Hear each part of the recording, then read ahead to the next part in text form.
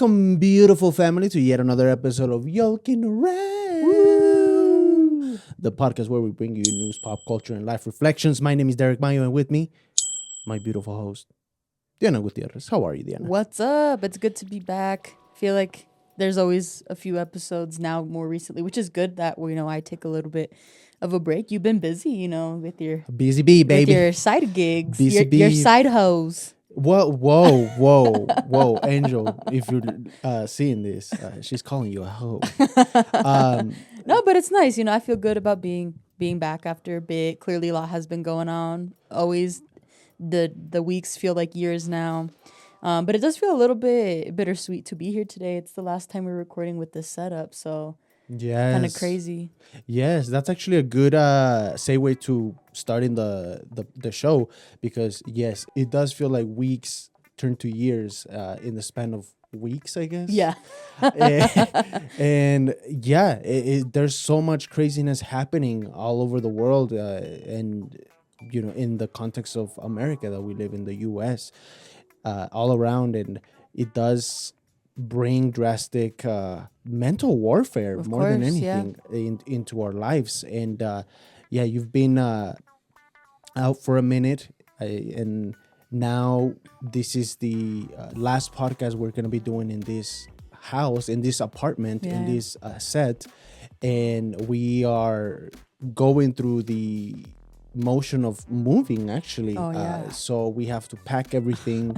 We and have not even to- started. yeah, we have not started, but we will. Yeah. We will, don't you worry. And yeah, I mean, that's a good life reflection to start with. Just the whole notion of like what you have to go through when you are moving.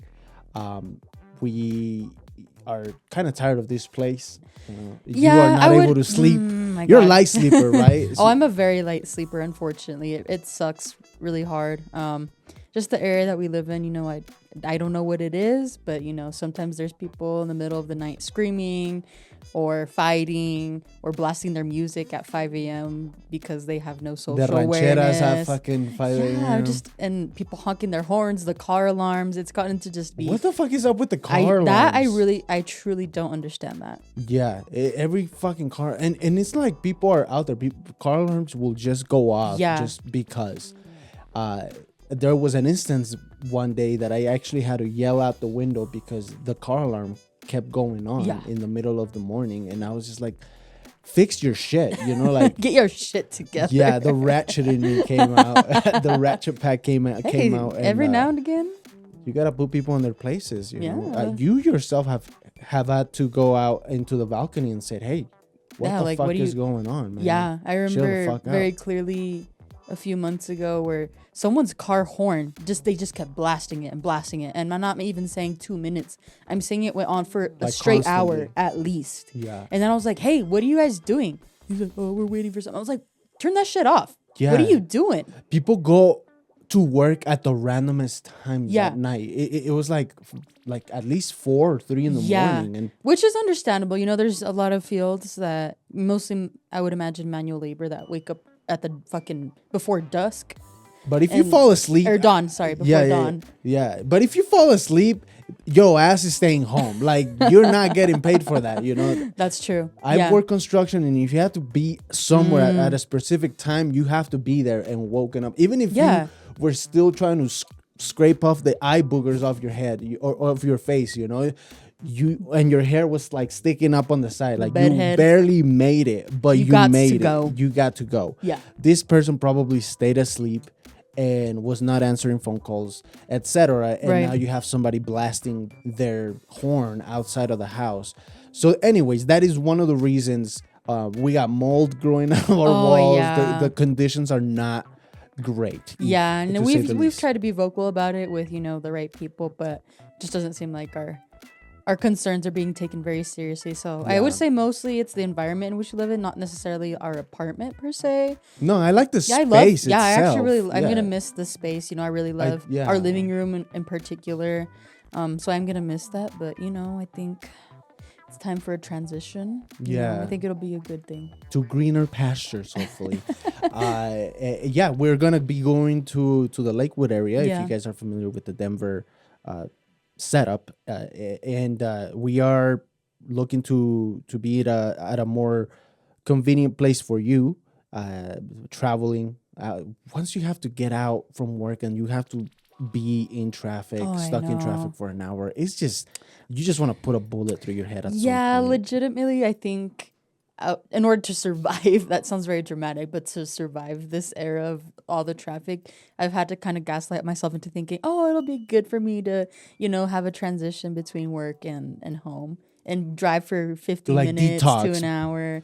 Which, I definitely do think that in whatever field you're working in, you definitely need like a palate cleanser or some type of routine to kind of let go of the energy from work, right? Preach, yeah. But I think it was just too much. Yeah, I mean, you've been doing it for 3 years. What was it, like 40 hours, 40 minutes being stuck in traffic sometimes Pretty in the summer? much. Yeah, and I would say a lot of the problem just kind of boils down to people not being careful. I think there's just way too many accidents due to people being reckless and selfish, really, Right. wanting to get That's also somewhere. a big thing. Yeah, it's just something that I know I've probably spoken about it on the podcast a few times, and maybe people think it's annoying, but it's something that bothers me. Like, we shouldn't be playing with people's safety like that. Yeah. Yeah. Well, it's something that gets repeated so much because of the importance of us needing to get to places, right? Right. And then also putting our lives at risk and other people's lives at risk whenever we jump into a metal machine, right? Yeah. Where to get to places. So it is important, and a lot of people kind of lose that empathy when it comes to driving. It's always me first. I gotta get there first. Fuck everybody else. It's just Pretty much. your location, your situation is more important than the context surrounding you while you're driving. Just the other day, I went to the other side of town, and I hadn't driven out like that into the traffic in the middle of the day, and Yeah. it just gets fucking packed and super crazy. So I understand where you're coming from, especially when you are out in the street a lot. Your chances of fucking getting ran over, or not ran over, sorry, but getting into a car accident are just higher because people are just so reckless and so selfish. So just have a little bit more patience, I guess, and just be mindful of like that you're not the only one, my guy. You're Yeah. not the only one, girl. Like, Yeah. The best thing, though, is when someone tries to cut you, or they do cut in front of you, and then they switch lanes, and then you end up being ahead of them. Like, that's just so satisfying. yeah, it's like the driving version of like flipping somebody Yeah. off, right? Even though a lot of people do flip people Yeah, off. and I've actually, now that you're saying something about along those lines, that there's a lot of people with road rage. I would say I have a little bit, but I don't really like I used to honk my horn a lot more often. I'm kind of scared to nowadays because there's a lot of crazy people out there. I saw someone Dude, what you see on the they- fucking news yeah. nowadays, people just fucking step outside and want to have a conflict with you. Yeah. You know, it's fucking crazy how Yeah, ballsy people will are. chase people down just because they honked at them for doing something they shouldn't have been doing in the first place. The rage is real, for Yeah. real. Like, there's levels to this shit. Everybody kind of gets. I'm not a rage driver, I would say. I do say like, oh, you're fucking stupid for doing that. Yeah, You know, like right. I am that type of person, but it's not to the point where I'm like pissed off. There are people that do get pissed off, and they will do the whole chasing around, and will check you as well with the brakes, and people are just psychotic out there. Yeah. People are just psychotic. Like man. you said, there's levels. I definitely think I have a level of road rage, but not enough to be fucking chasing people down. And Yeah, it's and just I not think worth that's like it. the Aries in me. Like, I am a little angry sometimes, quick to anger, but yeah, I'm not that extreme. Yeah, and going back to the whole moving thing, Yeah. we're gonna have to be doing that, and that in itself can be stressful. You have to look for a new place as well. You have to make sure that the lease goes into your your income. Yeah. Whatever you're trying to pursue falls into that income, because nowadays everybody, it's so funny because I tell people, hey, we're gonna move, and then automatically they're like, is it a house or is it an apartment? I'm like, bitch, it's an apartment, please. let's Like, be it's real so, here. yeah, it's so goddamn hard to fucking purchase home. Yeah. Especially here in Colorado. There's other places in the States that are relatively more affordable, but not here. Not in Yeah, Denver. and even if it's more affordable, there's other things that you're sacrificing, right? Like, for example, we live in a city, and right now I'm not really wanting to live in a smaller town type of vibe. I'm still Yeah. like a city girl right now, and so You're in your city in girl my city girl era. Yeah. So, it's all about trying to balance out, like you said, just making sure you find a place that is going to accommodate your needs, even though necessarily it's not what you completely want, right? I would Yeah, love to have a yeah. house already, Well, but it's yeah, not you kidding something me? that's very realistic because I don't want to be in financial debt for the rest of my life. Exactly. It's just you kind of put the consequences in a scale, right? Right. And in a balance, and you see that it's just not worth it, or you're not able to afford it. Period. Yeah. It gets very difficult. And then we have to do the whole. We're gonna be on the third floor, so we're gonna have to be doing the whole pivoting thing. Oh, Lord. So moving Pivot. couches, to reference friends. We're gonna be moving couches. We're gonna be pulling up boxes. So we're gonna be getting a good workout. So that's why we're probably not gonna be recording in the next 2 weeks. This is just gonna be the last podcast of the month. Right. And then hopefully starting in April, we're gonna have a new set because I'm gonna take care of that.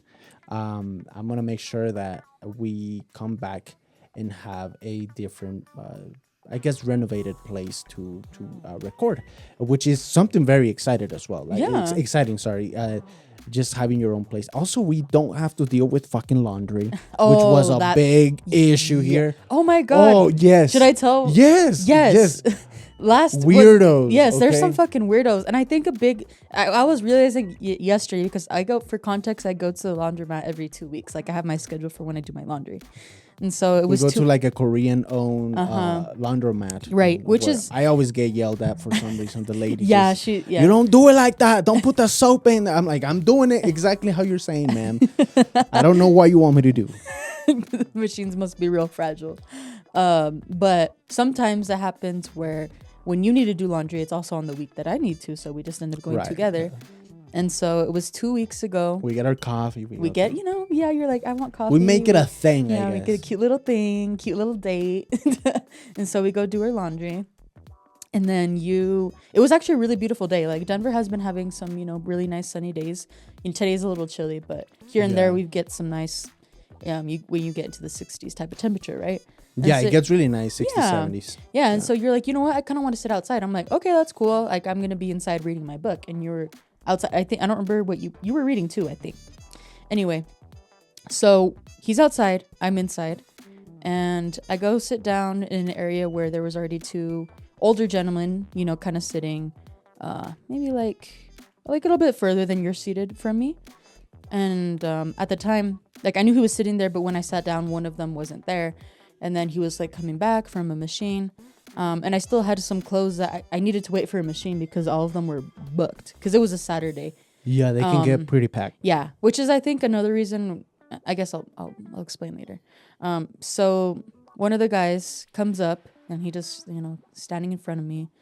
And you can tell when someone's kind of staring at you, but I didn't really want to talk to him, especially as a woman. Yeah, There's a different type of staring that I'm sure that's true. Goes down. Yeah, women know, when a guy's trying to be creepy right off the bat, and he's like, "Hi," and then I didn't say anything, and he just kind of looked at my clothes, and then he went to sit which down. is fucking weird. Yeah, it was weird, but I tried to brush it off, and then he's kind of sat in an angle, so he's not like sat directly next to me, but kind of like diagonally, like from me.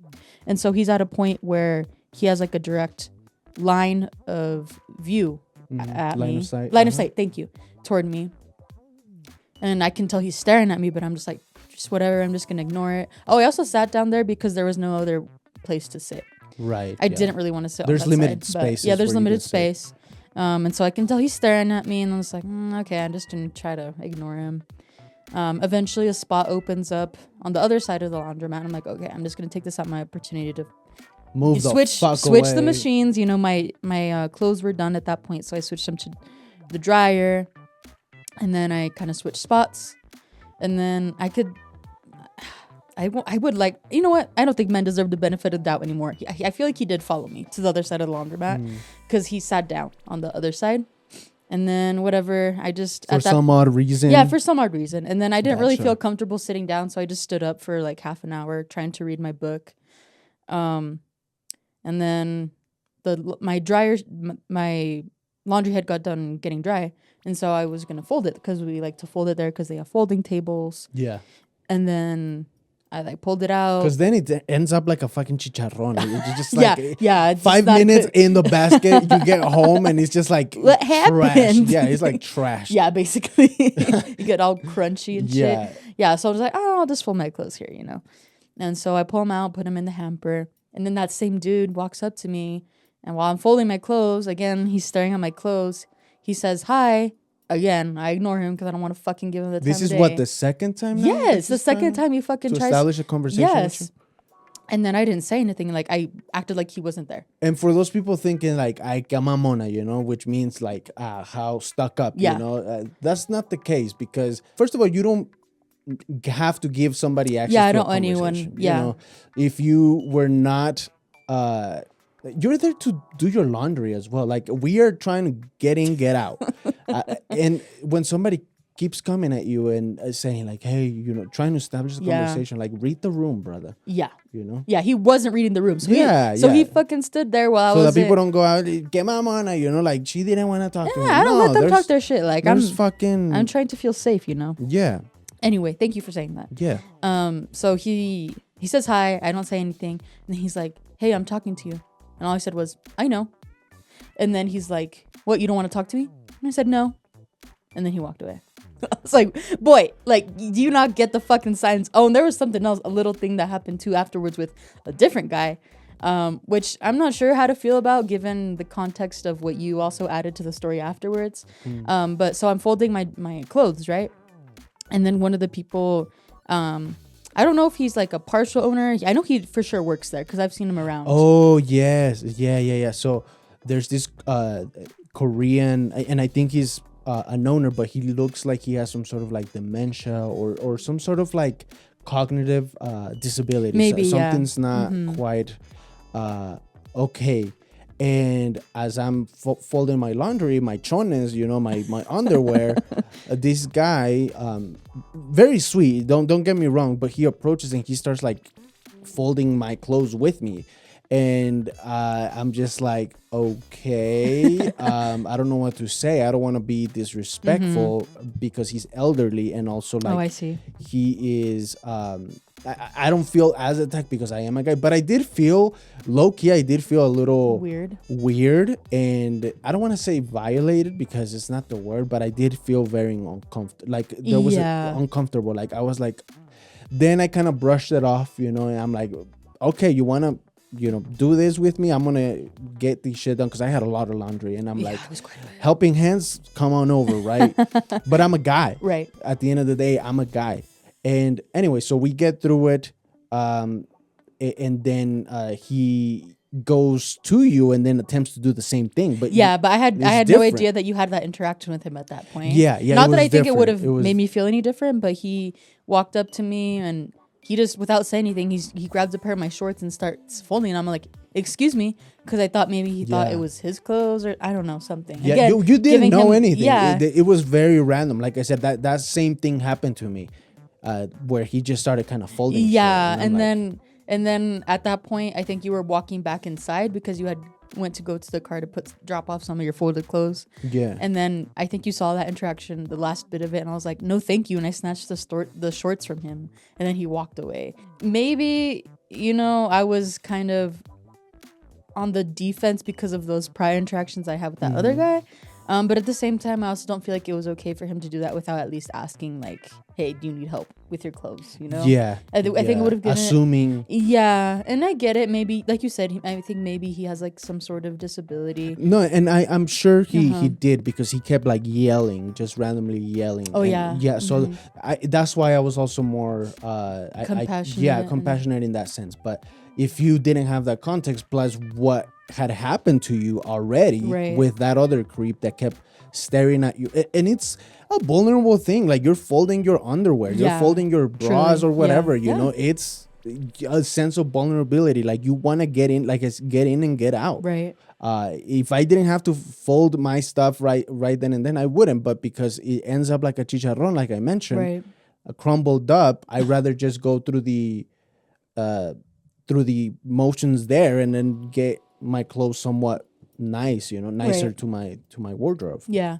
So I had a completely different experience yesterday when I went, but that's because it was fucking empty. I was like, okay. Yeah. Like, I felt good. There was only one other person in there when I was doing it, so it was great. And didn't you say that that same dude or somebody else said a woman was also saying like, what do you keep staring or something Oh, like that? yes, I forgot about that. Thank you Yeah. for mentioning that. With So that this first, wasn't just like one Yeah, incident. you're It right. happened twice. You're right. That's in a the same great laundromat. point. It was with that first dude that was sitting kind of near me. This lady was getting money out of the ATM because you need cash in order to whatever, use the machines. And she was like, "Hey, why do you keep staring at me?" And then the guy was like, "What?" And she's like, "Why do you keep staring at me? You have a problem or something?" And then he just stayed silent. Solid. And then was like, "What?"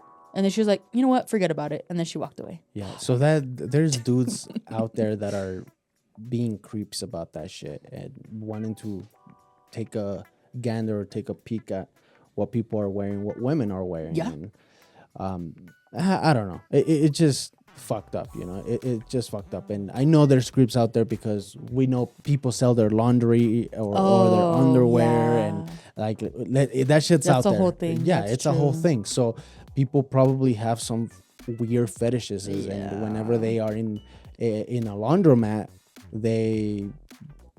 that piques their interest, I guess, their That's excitement. true. And it is disgusting. You feel somewhat Violated. yeah, like I said, it's like an invasion of privacy. Yeah. So anyways, we are glad because we are now gonna have our own Washer dryer. washer dryer. Yay. Yay! We don't have to deal with that bullshit. And that is exciting as well. Yeah. That is exciting. Yeah, so we'll be excited to shoot the first one over there for sure. Yeah, hopefully we can shoot it around April Mm-hmm. and the first weeks of April, and it'll look different. It'll hopefully feel different, but for the best, right? Yeah, I think April will be a good month for more than one reason. So Yeah. Time for some change. Yeah. Happened is busy. metamorphosis, baby. How about we drop into some pop culture? We've been watching our reality TV brain rot, or we were watching because we finished the TLC. This is a 2012 show called Breaking Amish. Yeah. You put it on TV, and I didn't think I was gonna be into it because I don't like reality TV, but it has that Jersey Shore-ish type of vibe when reality TV was like at its boom. Back in 2010, 2000. Was shot in 2012, and it's about 4 Amish and 1 Mennonite girl, and they are placed in New York because they want to try the life of an English, right? They call them Americans English, I think.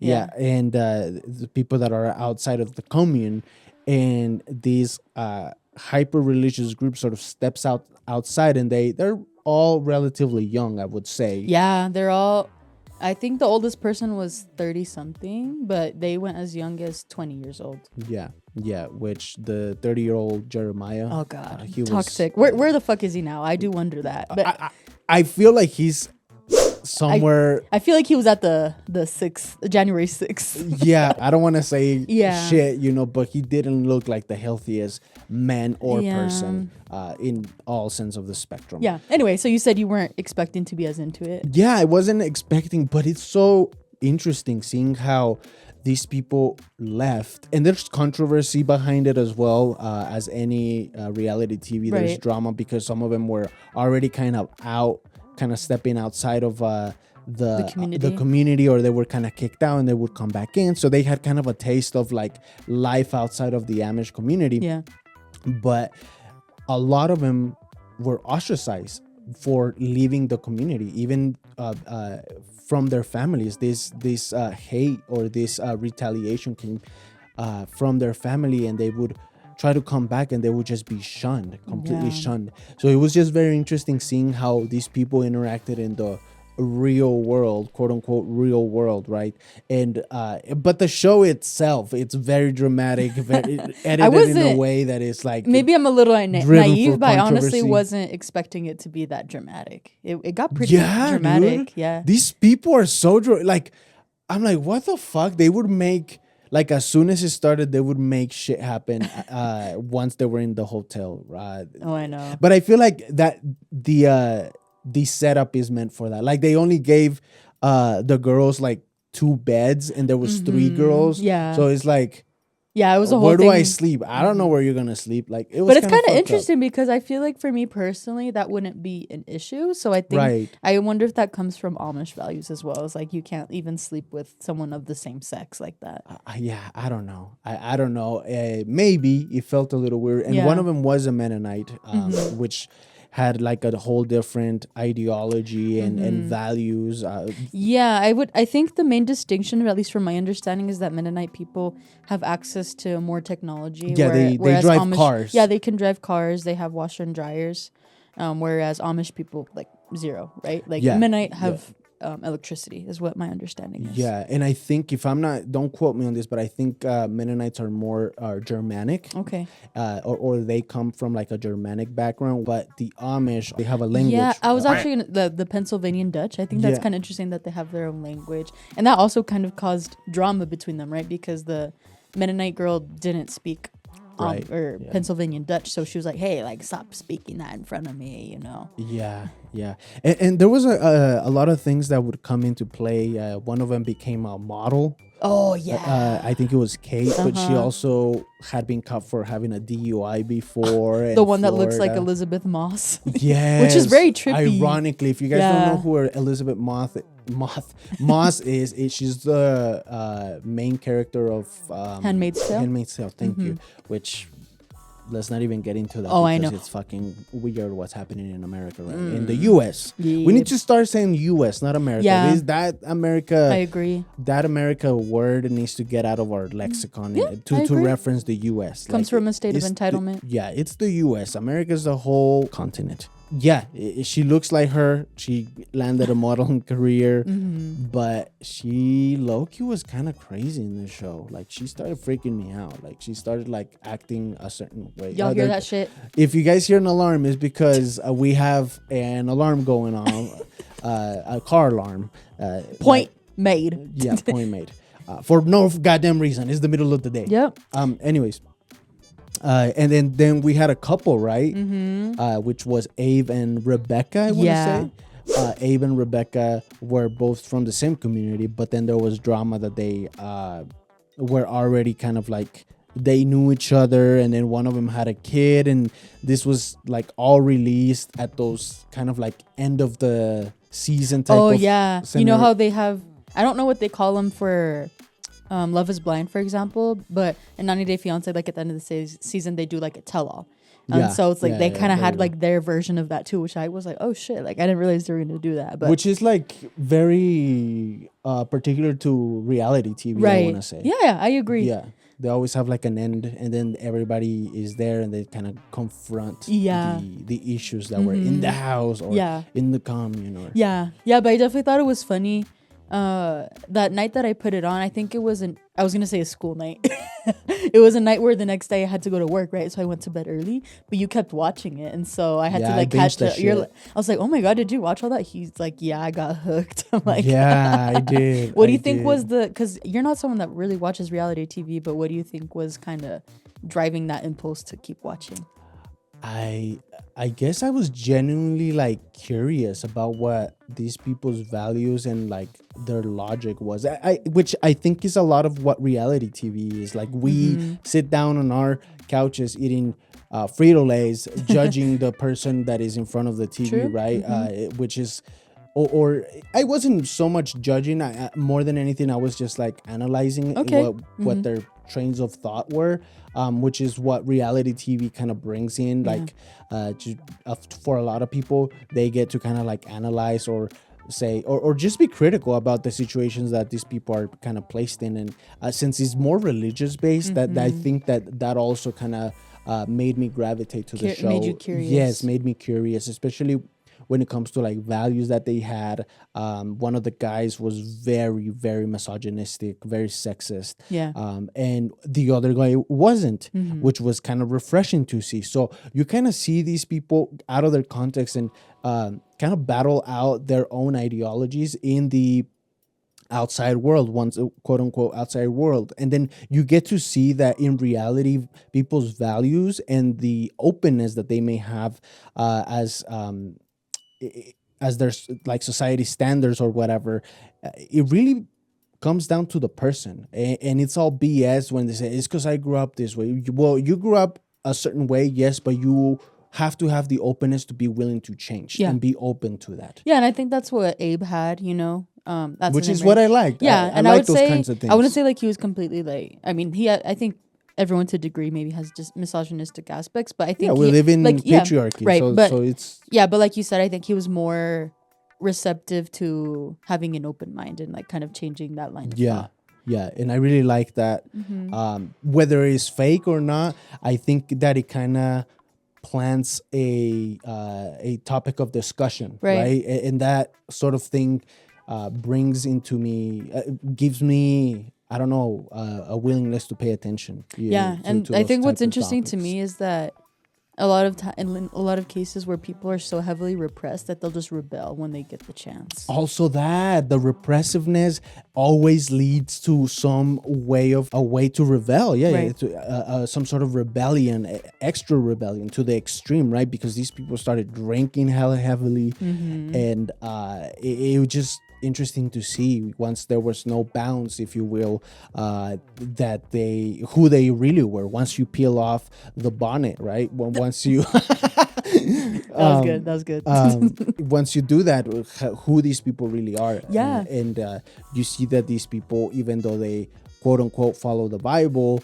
religiously, they are shit people too. They can be shit people. They are Flawed people. flawed people. And I feel like a lot of the times, not just Christians, but people that are religious or that are very into a religion, and we've talked about this, that they perceive themselves as superior Right. in morality, when that's not the case. If anything, you end up judging more, which is not okay. And you end up having some sort of like a pretentious way of seeing other people that are not involved in your religious beliefs, or that don't follow that religious dogma, if you will, because that's what it becomes, a dogma, when you are trying to impose your values or ethics into someone that doesn't really have those same values and ethics. And so that is that's partially true. I think jealousy definitely played a big role in that as well. jealousy also. Like going back to the modeling career thing, Women on women type of bickering. yeah, right? Kate and Rebecca both tried to be models, and then Kate was the one that got chosen. She pursued that. I honestly, she denies it, but I do think there was like a bit of jealousy on Rebecca's side, like, oh, why did they pick her and not me? Also, the whole thing with because this was in was about- 2012, with the modeling thing, Yeah, right? the Where, modeling industry. Kay, if you guys watch the show, which I think is worth watching, because it is kind of fun to watch, even though it's an older show, and they had different seasons later on. But anyways, that first season, the model, she is relatively skinny. Right. She's very thin, but then she goes to the modeling agency and they tell her she needs to lose 5 pounds.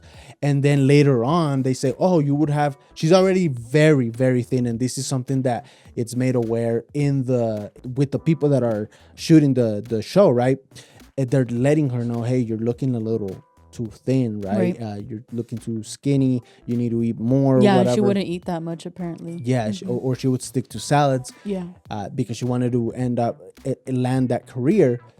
But then later on, when she's already in the midst of actually having that career, she gets told that she would have great cheekbones if she gets even more skinny. right. And this is when the whole notion of like cocaine skinny was happening, and very, very hardcore eating disorder era was actually happening, and sort of coming into fruition during that time period. Yeah, I think well. There's that still was praised too. Yeah, I was gonna say there's problems, but back in the day it was more reinforced, to look a certain type of way. Yeah. Still exists in the modeling. Of course, yeah. But yeah, I think that was also something else that was interesting, is like I don't think the conversations were as open, but the whole eating disorder thing, because also there was another little snippet where they kind of talked about how Rebecca was criticizing how much Sabrina, thank you. That how much like she was eating. Like she was eating too much apparently. Yeah, And then so there's Sabrina no kind winning, of right? yeah, and then Sabrina kind of shared that like that really hurt her because she's dealt with her weight in the past, you know.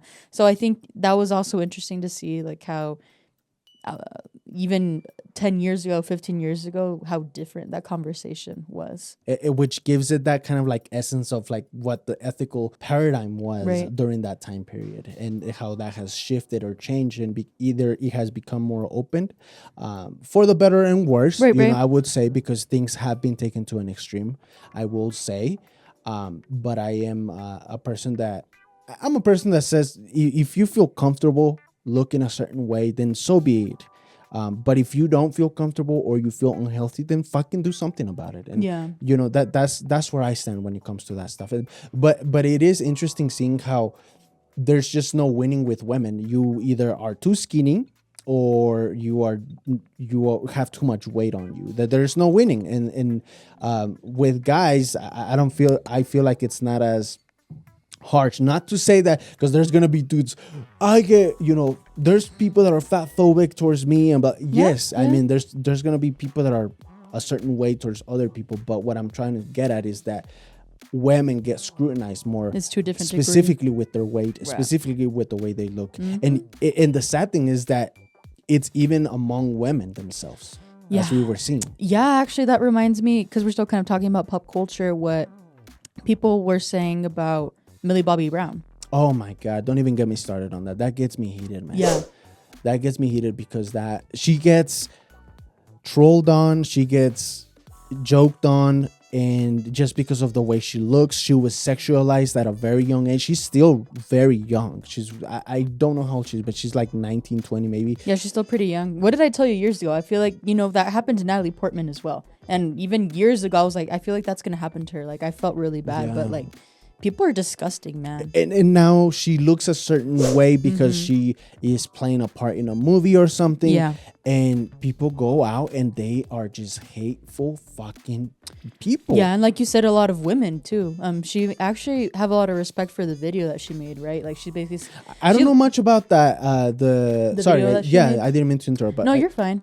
Yeah, basically, she basically called out the people that were making articles that were basically shitting on her, and was like, I don't understand why you're spending your life criticizing like a 20-year-old, basically. Like, what is. Oh my God. Obviously, she said it more eloquently, but I really have a lot of respect for her approach, because I think a lot of people that are in the industry, in the industry, or acting maybe industry, have Hollywood, they don't tend to really call out people directly, but I think honestly that's needed sometimes. Yes, I just hope the paparazzi industry is fucking toxic as fuck. Oh, to I begin know. with. Something else too that was so sad, like it was still had to do with Millie Bobby Brown, but I was watching a video where she was talking about how she had to fool the paparazzis and I'll describe what happened. So she was engaged. I don't remember who her fiance was, but she's married now.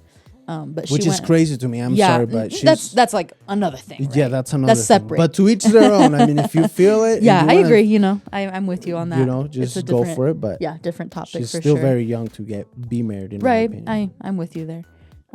But she went wedding dress shopping, and she noticed that a paparazzi was, you know, following her, taking pictures of her. And so she had found like the dress that she was going to wear. Right. And she's like, I have to make sure to not overreact, because then they'll know that that's my wedding dress. And I'm scared that my fiance will see it. So basically what she did was she put on a different dress, and she she had to act out a moment basically of finding her dress, basically saying yes to the dress. But it was fake. Yeah, like falsified, basically. Falsified, yeah. That's staged. crazy. That's the word. It was staged. That's insane. Isn't that so you have sad? To, Yeah. but it's insane that it has to get to that point where you have to falsify a reaction about a fucking wedding dress. My goodness, goddamn. Yeah, that is insane. Yeah, but obviously, you know, we live in an insane world, man. This is crazy. I know. But kind of to tie it back in, yeah, I think women's bodies have always been under scrutiny. You know, that's something that still 100%. Hasn't changed. It has become more broad. And, you know, that has been a beautiful thing where there has been different sizes, colors, whatever you want to call it, but of women that are having the access to like just represent a specific type of woman. Yeah. You know, not every woman looks the same. Not every woman has the same Exactly. body type, etc. Right? Yeah, even trans one women as well. Having access to the media and the representation of like what really is out there, not what it should be as standardized, which is normally Caucasian based or it's very whitewashed the way we perceive things. people are just very scared of diversity. They see it as a weakness. Yeah, when in reality, even genetically speaking, it makes us stronger. Yep. But yeah, no, that was a good point and a good segue to what we were saying about the Millie Bobby Brown thing, because she has been a person that has been just judged merely on looks a lot of the times. For like half of her life at this point, because she started when she was, what, around 11, 12 in Stranger Things? Dude. Yeah. Which, on a side note, come on, the new Stranger Things season, Parenthesis it's here. not going to be a thing. I don't know. I think it's taken too long now. No. They might shut us down and they might say, shut us up, sorry, and they might pull it up on Netflix this year. But Maybe. if it doesn't happen this year, I don't think it's gonna happen. If I'm with being you, honest, yeah. it's taken quite a bit now. But there are actually, another reason why I think April's going to be a good month is because there's going to be a lot of new releases of seasons, talking about pop very culture. Black exciting. Mirror is coming out. Woo! Another season of Handmaid's Tales is coming out. Love on the Spectrum, we love that show. That's Yeah, coming out I too love that show. in I really do. April. So it's exciting. Love on the Spectrum is one of my favorite. It's I don't so know if that's sweet. reality TV. I think or, technically it would be considered reality TV. Yeah, but it's I don't know. It's just, to me, it's just beautiful seeing people Love with each other. IDD, different disabilities, just find love or the potential to put themselves out there, because it just humanizes people. Yeah, it's a great way of putting it. Yes, it just humanizes people, and it shows that they have ways of loving, ways of thinking about partners, ways of having standards, and it's just beautiful to see. And it's one of the few shows that has made me cry. Yeah. And because of the vulnerability and just the hope that it gives, even though there might be some backlash, a lot of people might say, you're profiting off of these people, there's a lot of back and forth that could The go same on could be with said it, about but most reality TV. yeah, which is what reality TV is, right? But at the end of the day, I feel like I've learned from it, and I think that's where the worth is in that show, showing people that things are different for a different type of community, and that are possible, and that they are able to love and be loved. Yeah, and another reason why I love that show is just how authentically people present themselves. I'm just like, wow, sometimes I wish I could Or be how that blunt authentic. they are as well, which is exactly. refreshing as well. They cut the bullshit where if you have some show like Love is Blind or whatever, Oh, where Lord. they're like, well, I think I like you, but I just want to explore my options. I'm not quite there. I'm a work in progress. Like they have a lot Boy, of you're fucking 35 years old. boy, if you don't and these people are just like, no, Yeah. I'm here for this. This is what I'm looking for, and Right. if I don't like it, I don't Yeah, like straight it, to the point. That's what I Straight love. to That's the how point. everyone should be. It's like, if you're not down for this, okay, then bye. And I think, you mentioned Love is Blind. I haven't seen the new, I don't really like that show. I've only seen one season, but I know this most recent season has I don't been really talked watch about quite a bit. Have you heard anything about it? Oh yes, that it's the newest Love is Blind is gonna take place in Denver, right? Oh, yes. Oh, Yes. wait. I was another thing I was going to say, but the thing I was leading to is that this most recent season, I think it's the 6th season.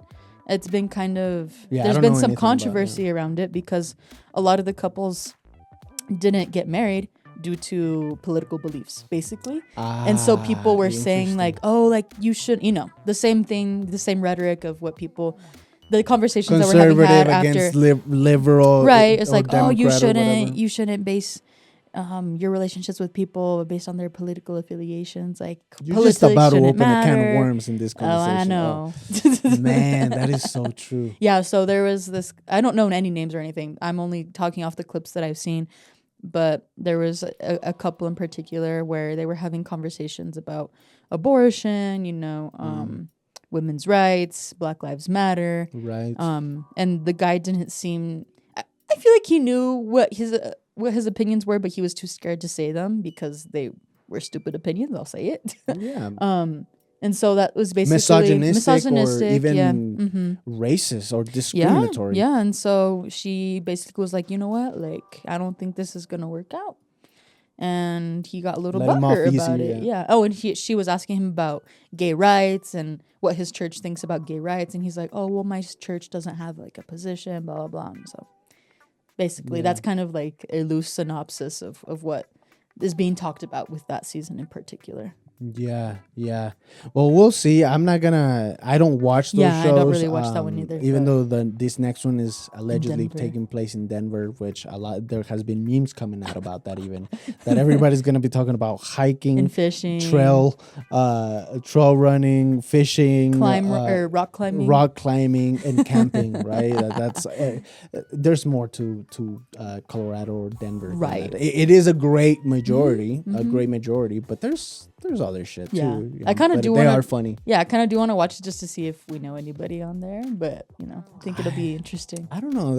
I think you'll know because I feel like they kind of focus on stereotypes as well, right? Or archetypes, maybe. Yeah, actually, that's a good point. So maybe we will see kind of like archetypes of people that we may know. Oh, I know somebody that is. Oh, I see. Practically like this person, right? That's interesting. Maybe it would be more like that, but I don't know. I get what you're saying, but I'm not interested, honestly. I don't. I guess people are just having a hard time finding partners. And apparently here in Denver is really hard. Yeah, right? people. They say that the dating market is shite. You know what else they say about Denver? What Denver is a bring your own man city. Bring your own man city. What is that like? You gotta have a partner before you move in. Basically, to them. So like you're like I brought my own man to Denver. Basically, I see. That's funny. I didn't know that. Yeah, people say that.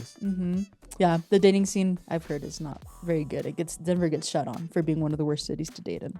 And I really don't know what that means either. I mean, we're not in the dating scene, so how would we know? I really don't know what that means. Is it that people just wanna avoid being exclusive? From what I've heard anecdotally, just from people that I know in my life that are single, it's kind of like that. People not really ready to make a commitment, but they're already like 35 years old. What I don't understand about that is it like mutual though? Is it like women and men, or is it just man? I mean, I can't really speak for both sides because I've only heard the perception of a woman. Yeah. So I think that's also why I'm kind of interested to see how the Love Is Blind season is gonna go, because I'm wondering like how representative, probably not very representative, it's gonna be of the city itself. You know what I mean? Yeah. Well, and whatever it may be, it may either bring more people or have people run leave, away. And we have people that are very conservative here as well. So, yeah, there's I'm pretty sure there's gonna be a Colorado man out there that is gonna be a shit. Just most complete likely. shit. There's those little pockets of conservatism, but yeah. But you're gonna stay with your Breaking Amish for now. Yeah, but anyways, talking about shit things that are happening in Denver. March 13th, I don't know if you read or saw on the news that a American airline Boeing 737 airplane caught on fire. Yeah, I saw the video of it too. I'm just like, that looks so scary. And this is only obviously something catching on fire. An airplane catching on fire is very dramatic and very it'll make a big impact on news, but it's also under the whole context of the FAA getting cut down funding from the federal government from Doge, right? So that kind of has trickled down into this whole incidents, pockets of incidents that where airplanes have either crashed, landed wrongly, started on fire, caught on fire, and people have died off of this shit. There's a lot of people that are in denial, though. They don't accept that aid or that the FAA has been having cuts. And a lot of the things that is affecting the actual performance of their duties, right? Yeah, at least from what I've seen, a lot of people are accrediting all the recent incidents because basically Christ is punishing us. again, that religious grandiosity that comes with like thinking that you have the truth and not seeing facts over feelings, right? Facts over religion at this point. And that's a big part. Not to say that you can't have your religious Yeah, views. of course. Freedom There's of religion all the way. there's no issues there, but the problem is that you try to overimpose it in a political spectrum. Yeah, that's the problem. That's this whole church and state has been very, very intertwined nowadays, and with the current government that we have, and it is very dangerous, very toxic. There's a reason why it should be separated, and people are not willing to abide by it because they feel represented. Their religion feels represented, but everybody else gets to eat the shit end of the stick, right? Because they don't believe, they're either agnostic or atheist or just complete Muslim, something completely different. Even in Christianity, there's different branches off of that. So they're just kind of saying, because I feel represented at a presidential level, level, I think that the person that is leading the country is doing the right thing and is placed there by our Lord and Savior Jesus Christ, which is some fucking crazy shit and should not be in our political system, because it just creates this misinformation. Ethically, it's just not okay, because you're overimposing your ethical values onto everybody, and it's just not right. Yeah, they use it as a means to control people. Also, we know that religion is a tool for control. It is just how many cults have been derived off of it. Mother God, and it's just very dangerous, and this government that we have currently is very much in bed, and I'm gonna say in bed with Christian nationalism, which is very dangerous, because it misses the point of what the Christian values really are. It mostly leads into like a homogenous, authoritative type of control over people that perceive reality in a certain way, or perceive ethics in a certain specific way, and they want to kind of like paintbrush everybody with it, and that is not okay. Yeah, people are scared of diversity. Just again, I'm not sure if you wanted to say something else about the facts about what happened at the. It was due to like an engine failure, no? Yeah, engine failure. It was leaving Colorado Springs. Then they found out that there was some engine vibrations. Yeah, I think like 20 minutes into the flight. Which Colorado Springs from Denver is like an hour, so it's relatively a short flight. So they were able to have the personnel, thank God, and landed the airplane. But as soon as it landed, the engine caught on fire. There was, I believe, like 12 people that were hospitalized, minor injuries, thank God. But the airplane set aflame, and people had to do the slides. I know. I saw the video. I'm just like, that's so trippy. Like, yeah, that'd be crazy. Yeah. And it was going to, I believe, Texas, to Fort Worth. Yes, Fort Texas. Worth. As of February 2025, the cuts to the FAA and other governmental agencies has happened. So, and this is all due to Doge, right? The Department of Government Efficiency, led by Elon Musk and his mistress, Donald Trump. It's just a mess right now. What's going on? I don't know. You have to be crazy to not think that whatever is happening in our government, it's normal.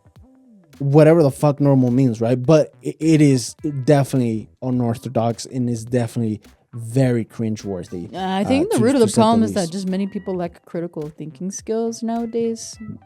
Like, think about it for 2 seconds, like logistically. Don't justify it with religion, or I think they just take people's things at face value, right? Like what Trump is saying, what Elon is saying, they just take it at face value, and we're like, oh, it must be true. It's a joke. Everything's a joke, and not everything should be a joke, and not everything should be funny. Because a lot of people say, well, you get offended, you can't take a joke. Well, in fucking governance, politics are supposed to be relatively boring. They're not supposed to be fucking entertainment for everybody, for the masses. And look at us, like we're supposed to be an entertaining show, and here we are talking about goddamn politics. Because the fucking White House is like reality TV. Yes, that is. Thank you. Actually, fucking great way to fucking do a callback on that. Yeah, it does feel like the housewives TV. of the White House.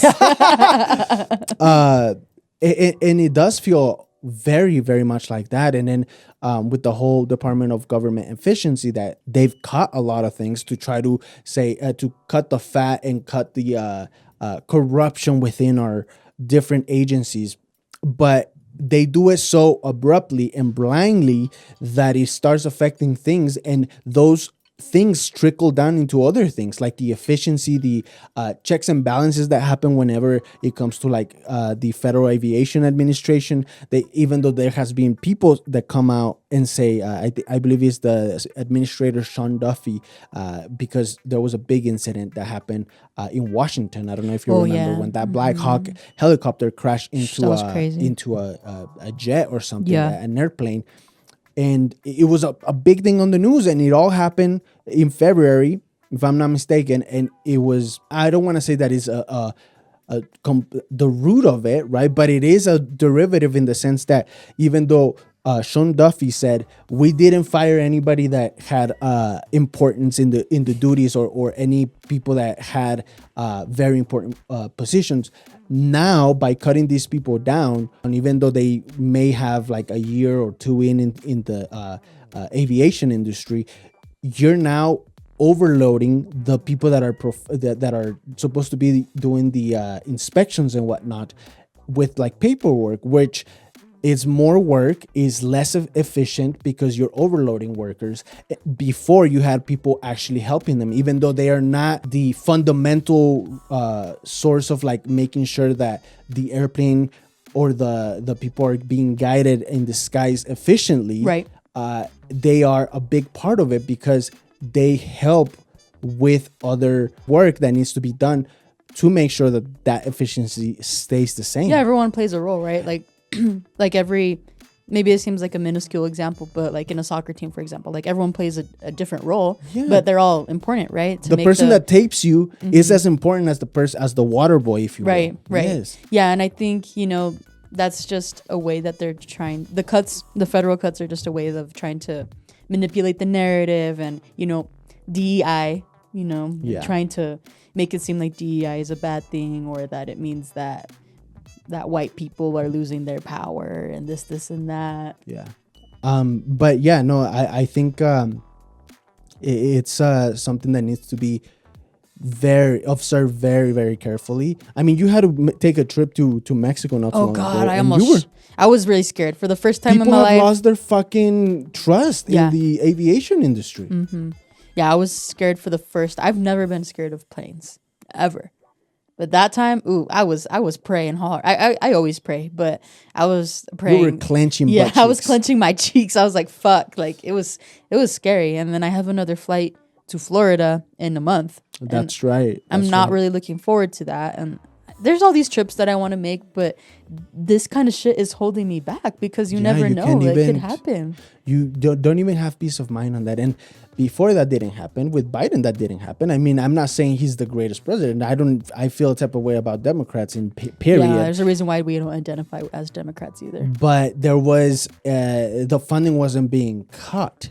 And it was, is there a misuse of funding? Of course, 100%. Always, yeah. Should it be scrutinized? Of course, 100%. Yeah. But these takes fucking dedicated people that are actually taking their time into every single thing and not just trying to sensationalize what they're doing to say that we are reducing the debt of the United States. It's just to create propaganda and to create more sort of pseudo support from the far right or their political affiliates. It's just, I don't know. I feel a type of way about what's going on. I think a lot of mistakes have been made. Not just in the FAA, but in other federal agencies. I think Elon bust if he freaking cut personnel that was in charge of like nuclear warheads, and they had to like reinstate them again because they're just not thinking. They're just cutting things. They're just it's cutting just like too much to keep up with. Honestly, yeah, it really is, and it's fucking it's a disaster. And now they want to cut Social Security and Medicaid. Yes, even though they say they wouldn't. But then we have the whole thing that happened at Washington D.C. at the Ronald Reagan airport. which was a big incident, and then also the airplane that flipped in Toronto. I don't know if Oh you remember, yeah. which was a fucking wild story. Crazy that they were able to land it like that. It was though. fucking crazy. And people are just like, what the fuck is happening? We did not see these before. And Not to this degree, at not least. to this degree. And I don't know if it's because if it's kind of like one of those things where you see a car color I know or what you're a trying to Beetle, say, right? yeah. And then a Volkswagen Beetle, and now you see them everywhere. Now you're primed to see. Yeah. And now that's the focus of the media. I don't know, and that's why you have to kind of like be critical about these things, right? Are they really happening that often? Were they always happening and now they're just getting more focused? It could be a million things, but the thing is that the certainty and the trust that the people have in airlines has definitely gone into a decline. And that's inevitable, whether it is propaganda or not, whether it is manufactured or not. The trust in these industries has diminished, and that affects markets, that affects a lot of things. And to kind of round things out, Elon Musk now is crying because his stocks are fucking through the drain, which is good. He's Keep fucking handling doing what you're doing. his businesses with great difficulty. Yes. The stock market is a shit show right now. And The Tesla stocks, which Tesla, we love it. We literally had our president do a fucking car show. The Tesla is a great car, has a great screen. And somebody that was very anti-electric cars now is sucking down the tit of Elon tits. You got to be a supportive girlfriend. Yeah. To his man. What's crazy is that I see Donald Trump with Elon Musk more than I see him with like Elon. Or with JD Vance, the vice president. Yes. Which there's memes about JD Vance. Those are like fucking hilarious. They're fucking hilarious. And good. We love that these are the people that should be getting trolled. These are the people because they're shit people. They're shit people. That's my 2 cents on that whole the federal aviation. That's part of the news that we had. But we also had you also had another set of news that is actually close to home as well. Yeah, it's about this university, the university that we both graduated from. Actually. I have the tassel right there. There you go. That is the tassel right there, baby. Yeah. Proof that I graduated. Was I smart? That's up for debate. But I graduated. God damn it. Yeah, I've been hearing, in the news and also from people that I'm still in connection with in Grand Junction that there's going to be Colorado Mesa University. Yes, sorry, for Colorado Mesa University, that there's going to be someone having a speech there soon who is a white supremacist and someone who's pro-eugenics, even though he doesn't identify as a white supremacist. Yeah. His name is Jared Taylor. Have you ever heard of him? I haven't. But I did hear the news about, and I was reading a little bit up on it, that they're going to have this person that has these ideologies, and he's going to be given a platform. Yeah, exactly. CMU, and which is something that I criticize 100%. I know that universities are sort of a space where ideas can be discussed, but you also have to be very aware at what you're giving access to. Exactly. What kind of speech, hateful speech. Yeah, it's hate speech because he also did an interview with Jorge Ramos a few years ago, and I watched the interview.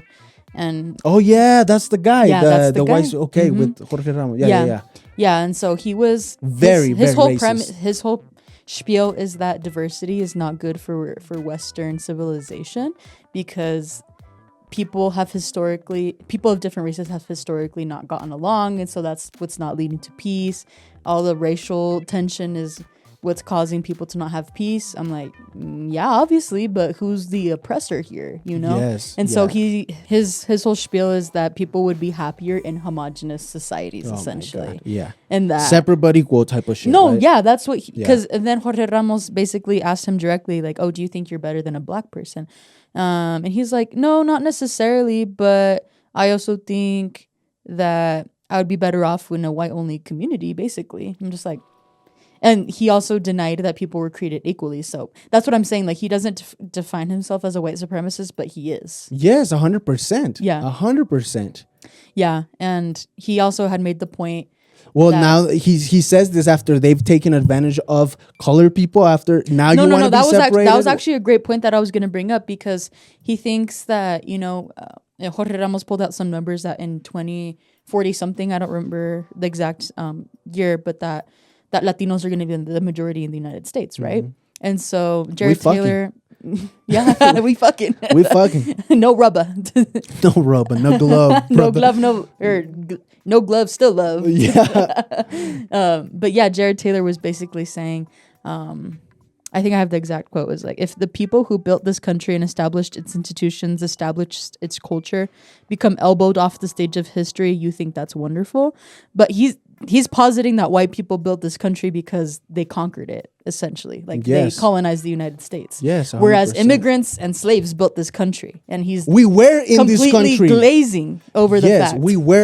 We were already in this country, God damn it. Yeah. Make that fucking clear. You guys came from fucking Italy, Poland, Britain, everywhere else, Ireland, everywhere fucking else. They love to ignore that. They love to forget that they're immigrants themselves. Yes, 100%. Yeah. Colonizers. No, neta. And so I think that's something that I've seen, and also in connection to kind of positioning this discussion about free speech, right? I was also watching a Jubilee video the other day with what's his name? It was a liberal versus 20 Trump supporters, basically. What's his name? The video. I don't remember his name. I'll have to look it up. But essentially, there was this girl who was pro xenophobic nationalism and saying that everyone would benefit from that, and why wouldn't we want a homogenous society? And so I think it's not possible. That's the thing. I don't think it's possible. A homogeneous society, we're into deep intertwined with each other to be even thinking about that shit. And it wouldn't work. It just wouldn't work. Yeah, I think there's just a fear that a lot of people who are, white nationalists or xenophobic nationalists, there's a fear of becoming the minority. But let's think about that for a second. Like, why is there a fear of becoming a minority? Because the minorities right now are being oppressed, right? So for them, there's a fear of them being oppressed. But there's another point too, is that white people think that people are being racist toward them because they're white, but they don't understand that you cannot be racist towards someone that is white because white people have never been systematically oppressed. Yeah, 100%. It's just they're trying to, and this is the problem with giving people a platform to say this kind of fucking wild things. And that's what leads me. I was also going to add, because the speech is scheduled for March 27th, so that's coming up pretty soon. Boycott that shit. That a lot of Boycott students. There's a petition. I actually signed it, and I think we should share it on the description as well, because I don't think that is. We definitely should not be platforming people like this. And people are criticizing the president of the university, John Marshall. 100%. And his response, like, I watched a short interview that John Marshall had. I did, and did you see that too? Yeah, it was tepid, it was lukewarm, and it was a kind of like response. And I want to like give a direct quote, and like his reasoning for not canceling the event is because, quote unquote, canceling, censoring, silencing actually takes those ideas into the underground and lets them metastasize. Yes, don't we want that? Don't we want fucking racism to fucking dissipate? Yes. And the idea of fucking being racist to stop spreading, because that's what's holding us back as a society. This is my issue with that. He also said that if you put limitations on free speech, then where do you draw the line? It's like a slippery slope, is what he said. Yes. This is when it comes to like a government putting limitations on your free speech. These people are going to exist and they can fucking talk on their forums, on their fucking subreddit, on X, on their racist fucking forums. That's their space to have those conversations. A university is a private entity. So you get to relegate exactly what goes on or what doesn't in your university in protection of the minorities and the students that live and go to class in that university. It's a private entity. So you, as the president, do have the ability to not give access to these people, right, or a platform to these people to spew fucking racist rhetoric And it's just an excuse because when you try to use the free speech type of limitation, yes, it's fucking in the governmental setting, in the outside setting. We're talking about a fucking university. And also the whole free speech, that doesn't mean that you should be saying fucking negative or hateful things, because that has led to, I'm sorry if I get massive genocides. Exactly. So what are you saying here? Because you're trying to be ethically kind of to me that's him saying both sides of the discussion are valid. And that is incorrect. That is truly incorrect. And I'm pretty sure as president of a university, you have an obligation to prioritize the safety of your students, and he's definitely not prioritizing the safety of the students of color there at the university. Yeah. And what happens? And what happens as well? By giving people access to, like, oh, if we let people speak, people will see the flaws in their logic, right? But a lot of the times that doesn't happen because these people have rhetorical prowess, right? They are able to fucking put their points and their points of view and their ideas, and package them in a way that people can kind of say, oh, well, that makes sense to me. And that is worth debating. Exactly. If you want to have people and have that conversation, have people that actually have a fucking specialty, other academics that have a non-biased sort of way of approaching things, not just saying this is exactly what I believe and this is why I think it's right. Yeah. And I would challenge also, like, another critique for John Marshall. He was saying also defending the position. And I remember seeing him around me too, the campus. Yeah, the campus. He wasn't president during our time there, but he was. He held a higher position. But he was also saying that it's okay to allow that discussion to happen because racism can be easily diffused and kind of refuted. And that's kind of what you were saying, right? That a lot of these you can't really, because these people are just full of hate, and they won't listen to any other thing besides what fits their own narrative.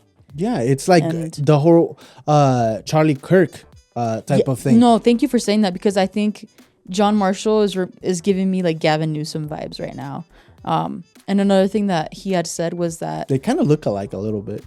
I'm going to see it side by side because I can kind of see that in my head, but I kind of want to see it with picture. That is kind of funny though. But yeah, so there's been kind of discussion back and forth between Jared Taylor and John Marshall. John Marshall kind of challenging him to like, okay, like I'm open to having the discussion with you, which kind of makes sense to me, because if John Marshall is saying like it's easily refutable, then go fucking be there. He's saying he's not going to attend. Oh, how fucking easy it must be for you to fucking just turn a blind eye. Nah, don't wash your hands like that, brother. Don't wash your hands like that, because there are people that are going to go to that and they're going to get affected. Yeah. Whether you like it or not. Yeah, and I think another thing too, being lukewarm doesn't work in this situation. You have to fucking stand your ground. If you're a fucking president, you gotta say this shit does not roll in my university for XYZ period. I'm not gonna have this so why? So that you can get some money out of that? What's What's the end game here? So that you can have representation of what? White supremacy? Give me a fucking break. Give me a fucking break. So ridiculous. Your argument is easily refutable because of that. Yeah. Because you wanting to have this sort of middle ethical standpoint. It doesn't work that way. It doesn't work. Yeah, and I think another thing that is for John Marshall personally, I think he's just trying to make himself feel okay about it, because I also know that there's going to be an event there for diversity, like where they had events at the CMU. They would like put up a big tent basically, and like you could walk around and they would go to different booths. So I guess they're gonna do something that day, but still, like, that doesn't make it okay. Yeah. I mean, and how are you not informed if you're the president of who's coming into Jesus Christ, who it is the student body is trying to bring in? Like, yeah, I forgot to mention actually that the club that requested him is called Western Culture Club. Of course, yeah, and these are things that are happening at universities, right? Yeah, where it's shameful. It's shameful. It really is. It really is. Because it only brings more harm than good. This whole conversation If I go in and I speak this rhetoric, and there's people that are 100% on no, it shouldn't be that way, white people, and I go and I say, hey, it might be okay to do this, that, and the other, and I put that seed of doubt in your Exactly. head, that is creating potential ideologies, and that's what these people want. Yeah. So that's Especially why. upon impressionable young people. Exactly. And that's why I'm not cool with him being tepid in his stance as to like whether or to allow somebody come in and say spew what he's gonna say, even if he doesn't talk about it, even if just the idea that he is someone that is a representative Exactly. of that is wrong. People like this should not have platforms. They have fucking X, they have other places where they can fucking spew their hate in their echo chambers. A university should not be one of them, period. Yeah. Point blank. People should feel safe where they're getting an education, supposedly, right? Of course. And so, yeah, there's a petition. People are not happy about it, which is good to see, you know, especially since, at least in my experience growing up, Grand Junction has always been pretty conservative. So I'm glad to see that there's a lot of people speaking out against it. I think that's just, we just got to keep adding pressure. I don't know if it'll get canceled, but I definitely know that there's going to be, if it doesn't get canceled, there'll be people there that are present that are definitely opposing those type of ideas. Yeah. So It's now or never, people. yeah, it really is. It's now or never. These are the things that led to things like discrimination and the acceptance of it.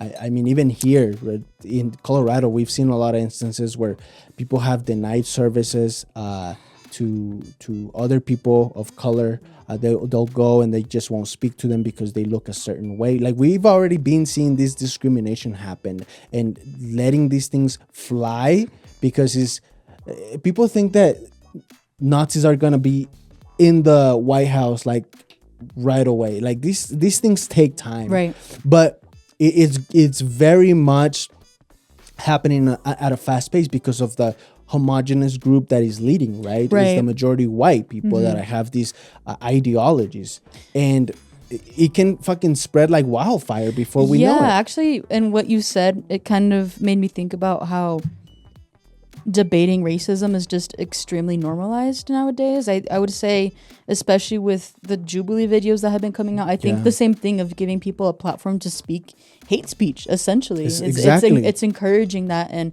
giving racists sensationalizing it too, giving racists a space to talk. No, we gotta make racists scared again. Fuck that shit. Yeah, 100%. And it's this whole notion that everything is a circus, right? Everything is for like a production type of setup so that we can get people's attention and kind of create this sense of reality TV in a way, right? Of like a spectacle. There we go again. Spectacle. It's just a fucking spectacle of the nation that we live in and the context that we live in.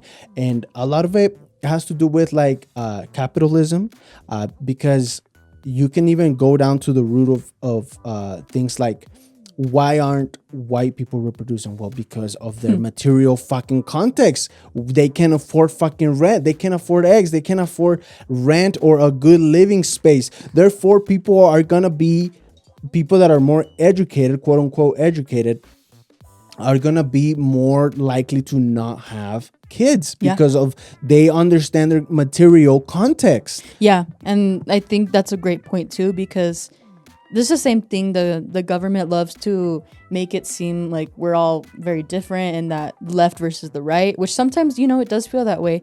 But I think the government would much rather have a race war than a class war. And you say this a lot, 100%. right? Like, people need to get out of the fucking cave. Like, if we really want fucking to progress as a country, we got to get over the racist bullshit. Yeah, it's the whole thing that we've pointed it out. They create these micro wars, right? These micro problems where race is one whole thing, one whole issue, and then they'll fucking campaign on that shit. And then trans or LGBTQ, that'll be a whole issue. And that's not to say that these people should not be heard and there shouldn't be any fight behind it, but it's not the center. It is not the center. It's class consciousness. And I will say it, and I will die saying it because I believe, and literally will die saying it because I feel like that is what is happening, beyond the racism, beyond the sexism, the discrimination among each other, beyond everything. I feel like it's just realizing that we all want one specific thing, and that is to be able to have a family, provide if that is what you like, in whatever view you have, but to be able to not be living paycheck to paycheck, with the fear of possibly ending up in the street. And then we judge people that we find in the street because they were one fucking paycheck away, one fucking disease away from ending up in the street, because we don't take care of these. We don't take care of the people initially. So how the fuck are we gonna be taking care of the people once they're in the street? Yeah, a lot of people like to feel superior and be like, "Oh, I'm not on the streets," when really you're more like the people that are unhoused than the fucking billionaires that are running shit. You have a more connective state with somebody that is on the street than a politician or somebody that is a billionaire. That's just how it is. But no, we try to say that is not us. Clean our clothes, and say that we stand in a different set of groups when you are not even a thought. You are not, bitch. You're not even a thought. You ain't the shit, bitch. You're not even the thought. But yeah, it's just. Thank you for bringing those news with CMU and something that lands. It's on the backyard of Denver, right? Grand Junction is just 4 hours away. We went to fucking school there. We grew up there. It's something very close to home. And if you guys feel this energy, good, because this is the energy that we feel about these fucking issues. And I just wanted to end with that. Just reflecting on that. Thank you for bringing that. Yeah, of course. We always got to use whatever platform we have to fucking talk about these things. It's not a big platform, but it's honest work. It ain't much, but it's honest work. How about we end with What's Your Bop? Diana, as we come to the end, we have this segment called What's Your Bop? For those of you guys that are new watching, and where we bring a song that we've been listening to throughout the week that is vibing with us and we have on repeat. So what is your bop? My bop is something I've been putting on replay for a few weeks now, actually. It's called Cora de Hielo by Roz, Mao, Moctezuma, and Natt. Calma. I just, I want to listen to it in the club one day. Like, it's just one of those, like, you can vibe out. I don't think I've heard it, but I've played it for you in the car. Okay. You've listened to it. Okay. Did I vibe to it? Yeah, you liked it. Okay. And we actually ended up listening a little bit more to, I don't know if I'm pronouncing their name right, by the way, but it's ROZ with a dash through the O. They always do shit. Yeah, it looks cool, but like I never know how to pronounce them, Yeah. But they have a cool, vibe to them. Okay. So I recommend that one. Mine is going to be Anxiety by Dochii. Hey. There's a remix that is super dope, but you can't find that on Spotify because it's on SoundCloud. It is on SoundCloud. But Dochii, the Anxiety song, has been getting a lot of popularity and it's good. Yeah. It has they use the, not the template, but what is the sample? The sample. Thank you of another song. Yeah. And about somebody you used to know, or was I think yeah. Ding ding ding ding ding ding. Yeah. And I don't know. I just like it. I like Dochii. I love Dochii. I like Dochii's his vibe. understatement. I love Dochii because she is creative. She can sing. She can rap. She is gorgeous. She's she can funny dress. too. She's fucking hilarious. She's a vibe. She is a vibe. That's somebody I would like to hang out with. That'd be so cool. Shoot the shit. Blunt rotation. Have you heard that term? Dream blunt rotation? Yes. Yeah. She would be. She would be on there. She would be. But anyways, that is the song of the week. Let's do a recommendation since and we can talk about it more next time. Yeah. But, we've been watching the new season of Yellow Jackets. Ooh. So if you haven't, and if you are caught up, or if you haven't started Yellow Jackets, go watch that immediately because it's a show that will fucking pull you in. Great story, great acting, great young acting as well. Click away if you don't want spoilers because we want to talk about it. Yes, but no, it's a fucking great show. The premise is quite simple, but what happens within that premise is it's a fuselage of airplane crash.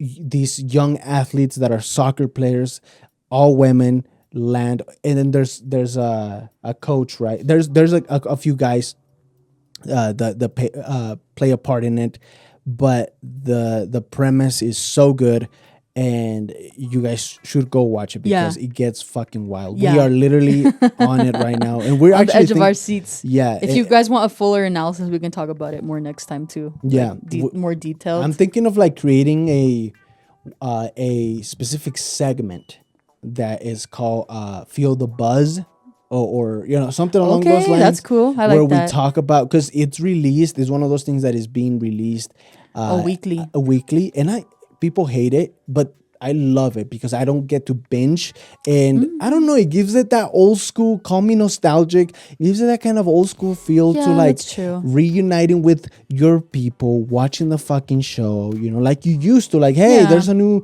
cartoon coming out or a new episode of this, yeah. or you know, it gives it that kind of like nostalgia Mm-hmm. in these streaming platforms. The same thing with The Last of Us, that it's also coming up with Ooh, that's one I forgot to season. mention. In April, it's coming out. Yeah. Again, they don't release all the episodes at once. They kind of Right. like let you Weekly. sit down. Yeah, but and it I creates think community. Yeah, and I think that's a great point. I think it's something that I've personally have gotten to get used to, but I think I like the benefits of it, right? Because, like, for example, Yellow Jackets comes out every Friday. And so now I have another reason to look forward to Friday. Honestly, helps me get through the week, whatever helps, right? The first season of The Last of Us, we would watch that with our friends every week. So it would be like a reason to get together. Yes. And so I think, like you said, like it can help you build a little community, you know? Especially nowadays that we're so against actually like going out and hanging out with people. Like, Yeah. Or even going to the movies too, yes, which which is another thing. oh, we but- didn't talk about the Oscars. Oh, God I damn. know, All the things I that happened in know. the Oscars. Sorry, people. We've been busy. There's so much meat to grab onto. Reference to Yellow Jackets. If you know, you know. But with the Oscars and what happened. But I Right. think there's enough content out there that criticizes can the go Oscars find it, yeah. and all of that. But anyways, with that being said, thank you so much for watching, for tuning in. Make sure to give us a like, subscribe if you haven't. Support us with your comments. Just comment a thumbs up or even a thumbs down, whatever, even a dot. That helps the show be spread on the Yeah. YouTube algorithm and also on Spotify. We I was gonna say, also have video Spotify on there. So if you want to watch this on Spotify or listen to it, you guys can also find us there. Yeah, go listen to the playlist too. Go download that shit. You Yeah. know, we got some good shit on there. Obviously, a mix of a lot of different things, but Yeah. I think it's just a mix of our music taste. So I think that's cool. With that being said, thank you so much. We'll see you next time. Stay safe. Bye. Bye.